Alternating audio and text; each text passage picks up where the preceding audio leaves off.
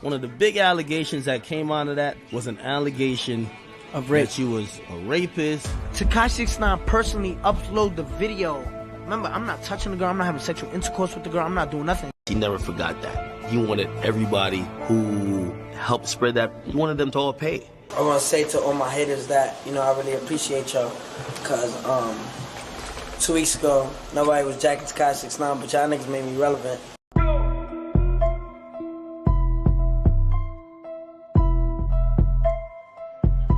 In part 4 of our 8-part series, we're going to look at how 6ix9ine's trolling and the protection by the 9 Trey Bloods fuels some of his biggest hip-hop beefs. The Gummo video announced to the world that this kid with rainbow hair, man, he was a real deal, man. If you ain't believe him, look around. You're going to believe the people around him because he had some real-life gangsters around him. He was backed by the 9 Trey Bloods, who everybody knew in New York. Casanova was pretty vocal in saying, yo, listen, I don't think that kid valid. Casanova uploads a record called Set Trippin'. There was some subliminal lines that could be taken as a diss to 6ix9ine. Worldstar put it out as parentheses 6ix9ine diss, question mark. That's where everybody then forced it. I was talking to Casanova every single day. Yo, Cass, I need to get you on the phone with Tekashi. The internet was pushing a beat, and Tekashi was getting revved up. 6ix9ine eventually clapped back at Casanova during a show at Club Freak in New York. I just remember putting my head down being like, Tekashi, I'm trying to fix this, and now you're publicly antagonizing. 6ix9ine knows the beef is good for business. Why all the beefs and why that? Because we're going to get the people what they want. Every day, constantly, just always ready to beef with somebody, and he was good at it. Everyone wants to come for me. I mean, don't they tell people to suck your online got anything to do with it, too? Nah, I tell niggas suck my dick every day. Even when we watched his Breakfast Club interview, he was able to out-troll Charlemagne. No one does that, right? Listen, Charlemagne, you don't got no Billboard records. Yeah, because I got a nationally syndicated radio show. You don't got no Billboard records. 6ix9ine then challenged Glow Gang's artist Tato by flirting online with Tato's ex, Cuban Doll. Tato asked 6ix9ine to fall back, but instead of falling back, 6ix9ine actually upped the ante and aired a video with Cuban Doll dissing Chief Keef, Tato, and the whole Glow Gang crew. I was like, oh my God, it's gonna be one big mess. And he asked me if he could post it, and I was like, no, don't do that. No, he got his own mind. He gonna do what he want anyways. Soon after that viral video hit the internet, Chief Keef, Tato, and even Trippie Redd linked up to drop a song called I Kill People.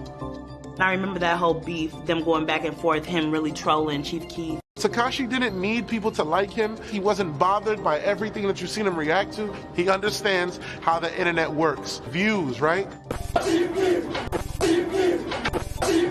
Treyway! 6ix9ine kind of proved that, oh, maybe you can beef with beloved figures if you're ridiculous enough and if you make the whole thing a spectacle. Now, beefing, man, that's like essential when trying to drum up publicity or some type of attention. But 6ix9ine would surround himself with like real shooters because, you know, beef, even though it works in hip-hop, it could also get mad real. We're talking real gangster to real gangsters, so you have to have real gangsters around you now. So now the real gangsters behind him, now they start bumping. Now that's when gangster shit start happening. On Saturday, April 21st, Adrian Broner hits me and says, bro, I got a fight at the Barclays. I want 6ix9ine to walk me out. It was announced earlier that Casanova's walking out a different fighter in a different fight. And I was like, huh? Wait, Casanova's gonna be there? Less than 2 hours later, I hear shots get fired. When things like that happen, I always call his phone. So I'm like, yo, bro, are you okay? Like, wait, things are shooting in the Barclays? Someone let off a shot after two crews bumped into each other in a hallway before the fight. This is what I was dealing with for months. It's like, shoot him, don't shoot him. Shoot him, kill him. No, hold on. Not confusing. Don't shoot him. Yeah, no, but I'm like, no, but this is what, like, it comes to in the real world. Shotty was arrested for the shooting, but was eventually released. Just as the beef with Casanova blew over, in June, there was another incident. Chief Keef was in New York. Tekashi didn't very much like that. He and whoever did pull the trigger went out to Midtown, fired a gun, shot at Chief Keef. Somebody shooting at Chief Keef in the middle of Midtown Manhattan is insanity. Midtown Manhattan, that's a no-no.